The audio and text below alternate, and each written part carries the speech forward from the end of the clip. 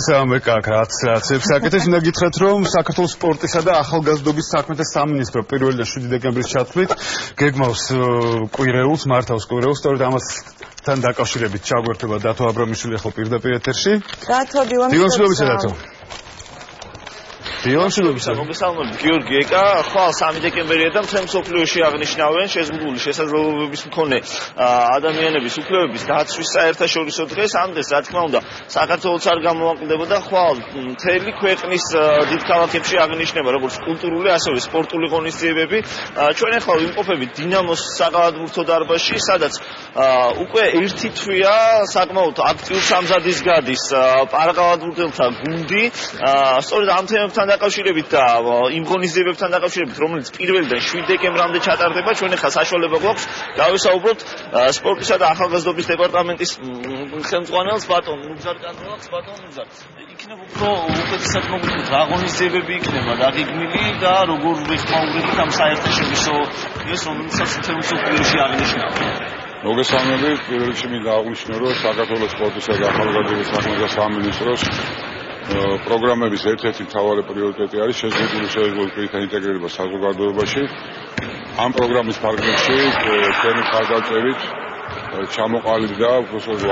ჩამოყალიბებული იყო, მაგრამ გარკვეული დროის განმავლობაში ეს გუნდი გაშლილი იყო.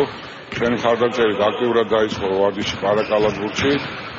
მოგეხსენებათ ამ პროცესში ჩართულები არიან ავღანეთში ISAF-ის მისიაში მონაწილე ახალგაზრდებიც, რომლებიც იქ დაიჭერენ. ხვალ 3 დეკემბერს არის სოფლიო აღნიშნავს შეზღუდული პირთა უფლებათა დაცვის საერთაშორისო დღეს.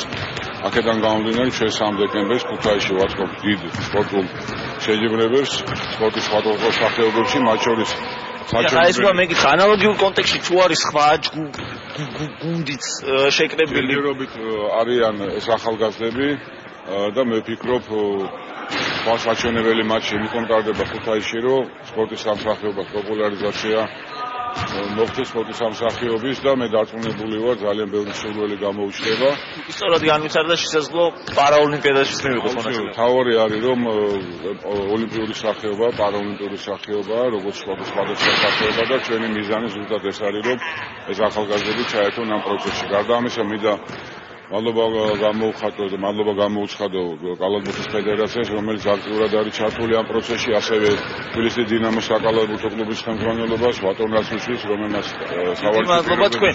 ყველაზე მნიშვნელოვანი მე ვფიქრობ, მაინც არის სტიგმასთან ბრძოლა და კარგი იქნება თუ სხვა უწყებებიც აყვებიან ისევე აქტიურად, როგორც ამას თქვენი უწყება აკეთებს.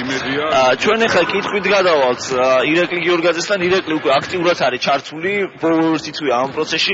ირაკლი, შენთვის მე მგონი პირველი არის ამ კონტექსტში მონაწილეობა, ხო და თან რამდენიმე დღეში კიდევ უკვე ხვალ გაქვთ მატჩი.